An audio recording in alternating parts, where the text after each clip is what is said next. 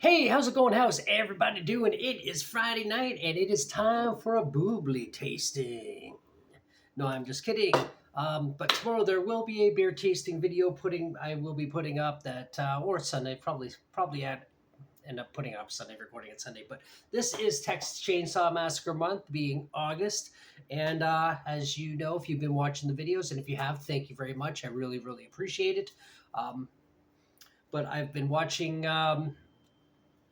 the entire franchise, Texas Chainsaw Massacre, starting from what I originally thought was the worst, and then work my way up to the best. So far, by order in my mind,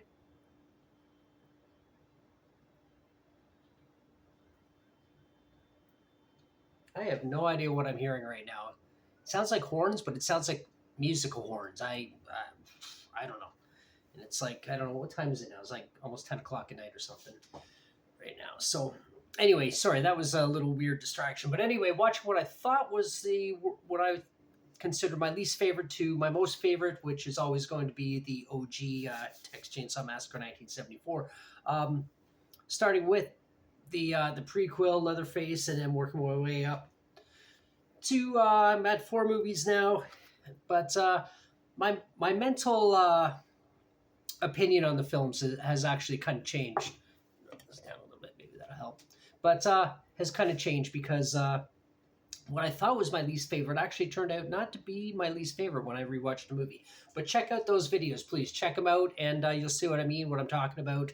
And draw comments in any of those, and tell me what you thought of the films. Anyway, right now I am going to be reviewing, talking about Leatherface, Texas Chainsaw Massacre Part 3. This is Part 4 in the series. Oh, look. Darky lady. What the fucky. But anyway, yeah, the fourth one I've watched so far. I mean, I've seen them all before. I'm not watching them all for the first time. I think I need to back up or some shit because, I don't know, move you back a little bit. Maybe that'll help. I don't know. I had it perfectly positioned in the last video so that it wasn't going all dark and light every time I move my hands a little bit because I'm Italian, right? My background Italian. I move my hands around a lot. It's what we do. Talk with our hands. But anyway, yes, I made some notes about this film. I will talk about the things I liked, the things I didn't like, and then maybe you'll have some comments about it yourself that you can drop down below, and we can banter and talk about that. I do like the comments. I like the banter. We all have different opinions on different movies, and that's part of the fun of movies is who likes it, who likes what. So I made some notes here. It came out in 1990. I think I might have said that already. I'm not sure, but it came out in 1990. It stars, of course, Viggo Mortensen, who's been in a lot of things. Most well known, Lord of the Rings series. I also know him from Carlito's Way in one scene. It's also a great movie if you haven't seen that one already. Kate Hodge, who I know did a lot of TV shows in the 90s. I really, honestly, I'm not going to lie, I don't really know a whole lot about her film career aside from this movie, really. Tom Everett, well, he's been in a lot of things. I don't really need to go on about that. Jennifer Banco, of course, the little girl in the film, who is also the little girl in, the young Lisa, is that the character's name? Tina, sorry, my bad. Tina from Friday the 13th, The New Blood, which I believe is part 8, if I'm not mistaken. Or no, part 7. Part 7. And it was, I know I'm going to say his name wrong because I've never actually heard anyone say it. I've only seen it in print. R.A. I'll look on the back of the DVD because my writing is atrocious when I'm just scribbling down notes for myself. Where is his name? R.A. Mihailoff. And I know I'm probably saying that wrong, but anyway, as Leatherface, and of course Ken Foray, who's been in so many things. He's like an iconic horror legend. So, that was a super bonus. That's all I got to say about that. But anyway, some notes. The original script was actually supposed to be a lot more gory and probably a lot to do with cost and timing and everything else. I don't think the budget was immense in this movie.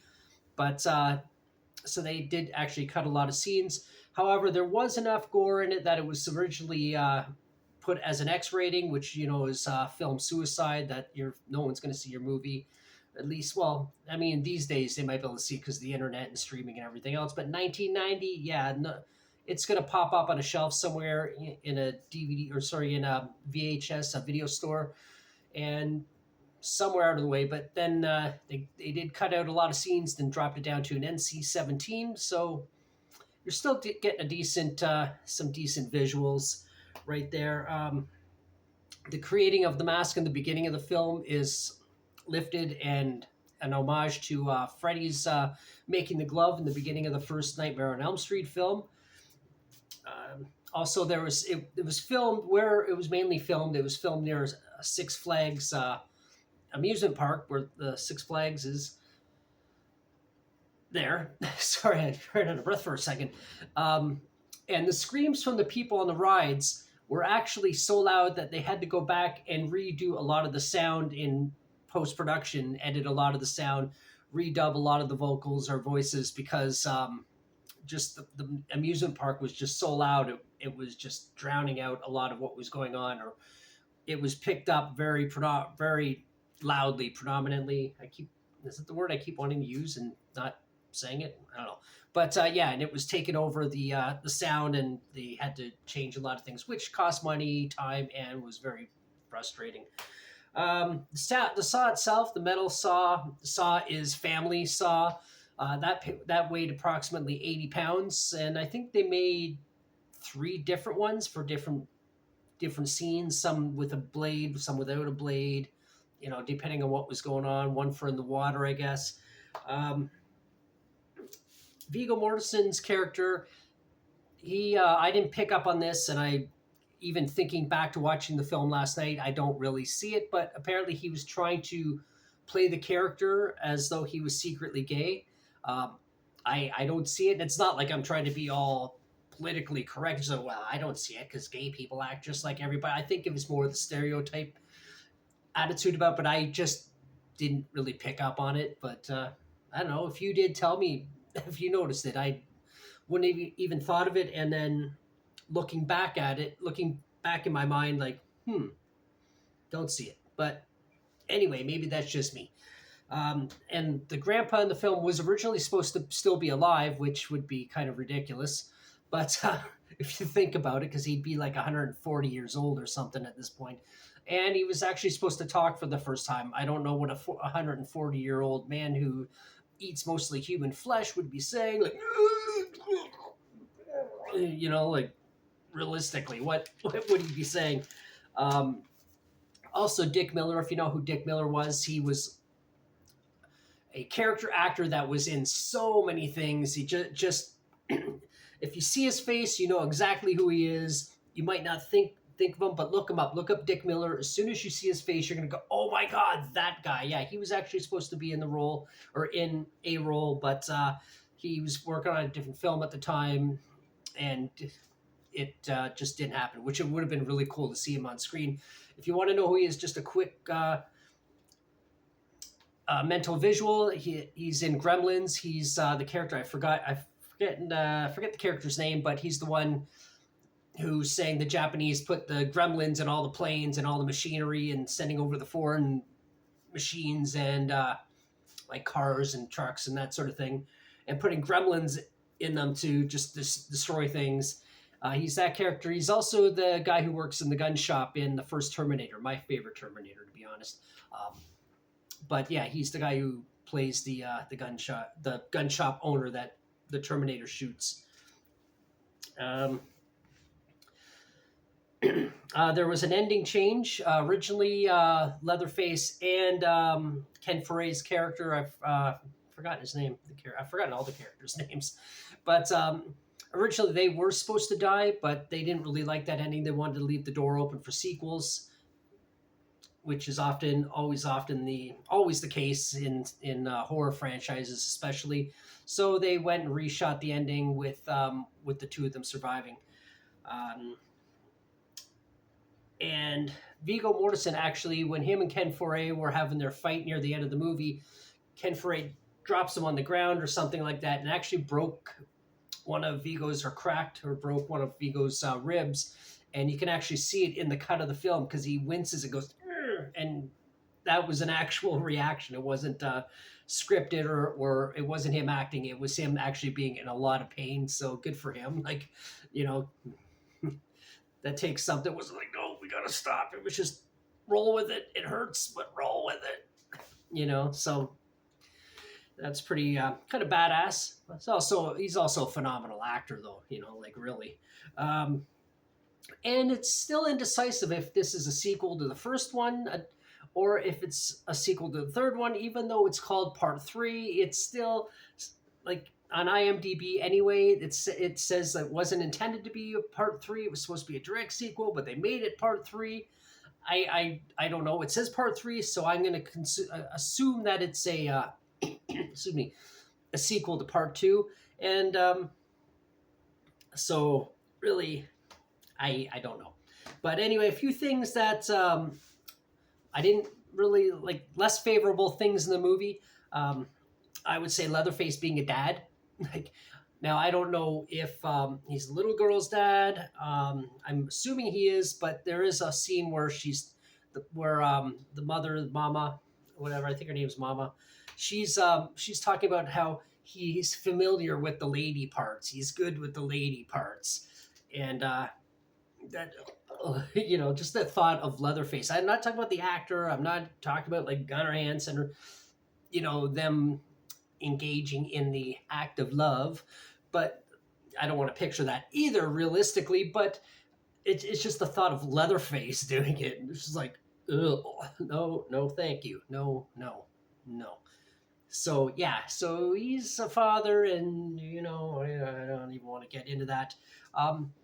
There seem to be a lot of skeletons in this house, human skeletons, and how many bodies? I know it could be grave robbing and other factors, but the fact that there is a mass grave in the beginning of the film tells you, kind of implies that they've been killing people and throwing them in the mass grave. It's also implied that they're hunting people on the road and tricking them into going down this road so they can hunt them and catch them and all that sort of thing. But it's just, there was like skulls and rib cages and bodies everywhere. It's like, how many people can you kill and get away with it?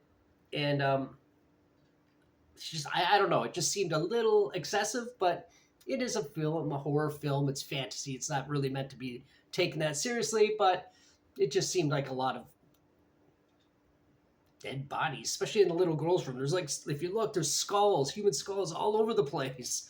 But anyway, it's just done for fun.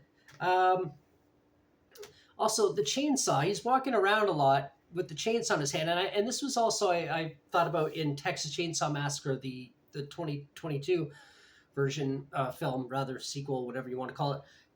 He's walking around with a chainsaw, and he's still sneaking up on people. Well, he's got even an idling chainsaw is loud, and they're in the middle of nowhere.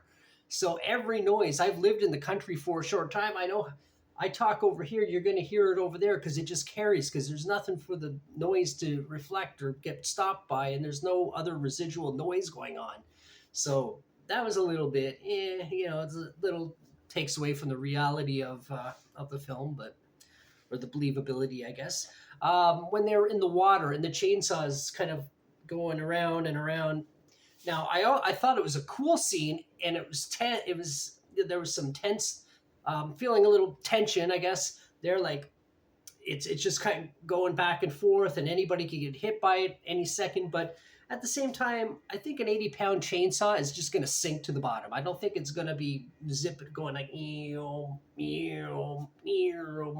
I think it's just going to sink to the bottom. And on top of that, I think as soon as it went in the water, I think it's just going to shut off. I don't imagine it just continuing to go, and I think it would just sink and shut off. That would be the end of it. But again, it's not based on reality. It's a horror movie. It's for fun and whatever. But I did like how tense the scene was, and it was a really good scene. I'm not going to lie. So take the good with the bad, I guess. Leatherface's kind of physical size and his appearance and the way he walked, it didn't really seem like the same Leatherface from Part 1 or even Part 2 for that matter. But like, he could have been hit in the gym, and slimmed down a bit, got a little bit more buff. I mean, Gunnar Hansen's Leatherface was still a big, strong guy, but he just looked a little bit too like, to be the same character. But it's only a movie. Leatherface driving. Okay, I thought that was weird. Even though he only really drives like 20 feet, he still gets in the car and drives it, which, okay. I didn't think he had the mental capacity to operate a motor vehicle like that, but I guess he did only go 20 feet, so there's that. Um, and the victim girl that is running around the forest. A couple things. Number one, why did she stick around? You see her peeking in the window at Leatherface, and you're like, who the hell is that? Why didn't she just run away? Like, it's almost like there's this borderline Stockholm syndrome thing going on where she just doesn't want to leave. But they end up, spoiler alert, killing her anyway. But it's just like, why didn't you just run away? I like the character. She served a purpose. She helped Ken Foree's character. Um, so, not that she was a bad character. It just really didn't make sense. They're in the middle of nowhere. They don't even really know where she is because she's just running around. She could have just kept running away from the house instead of hanging around the house. So, it was a little bit. Okay, so onto some things I like. I thought the saw looked really cool. It is, I mean, look at this. It's a freaking badass looking chainsaw.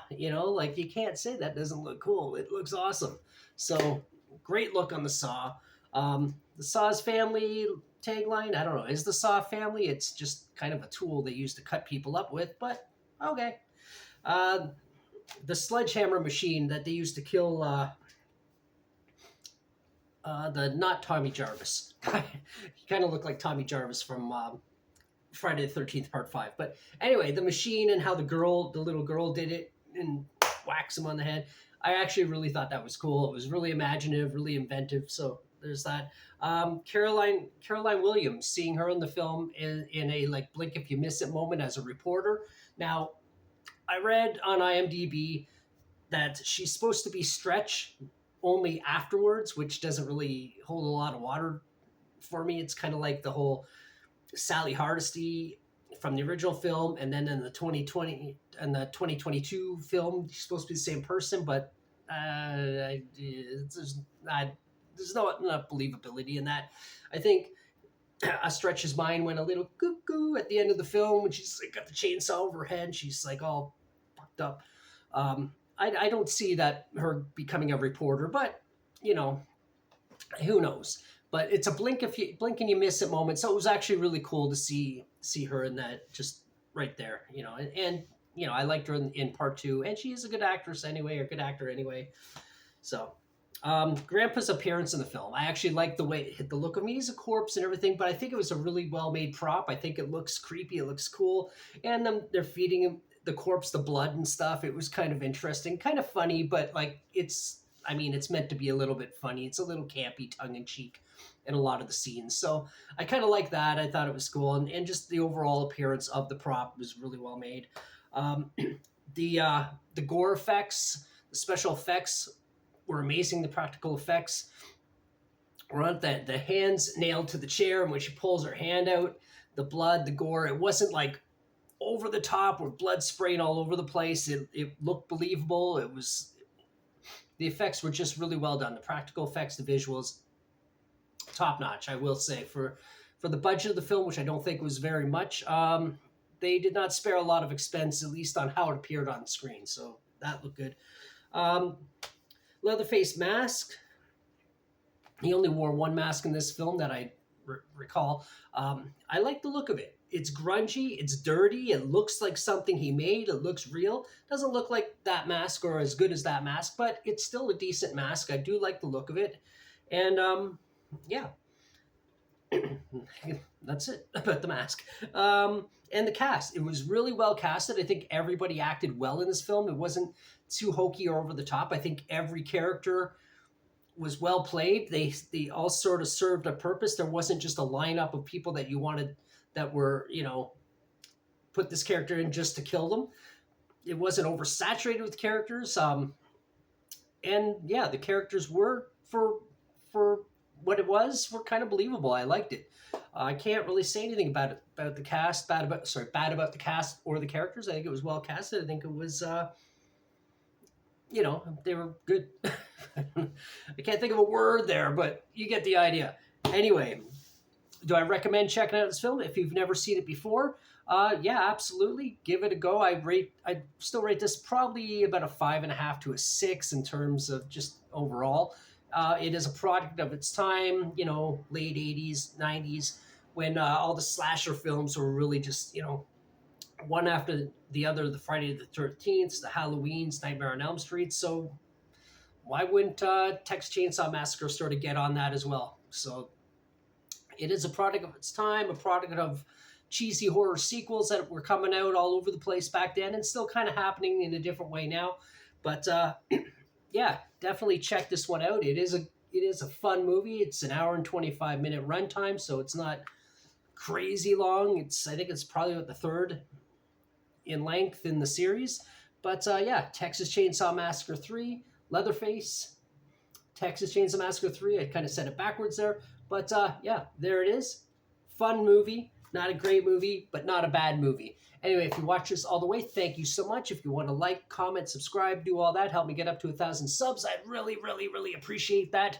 And I guess I'm going to go watch the remake now and talk about that tomorrow or Sunday, probably Sunday. And I guess until the next one. Bye.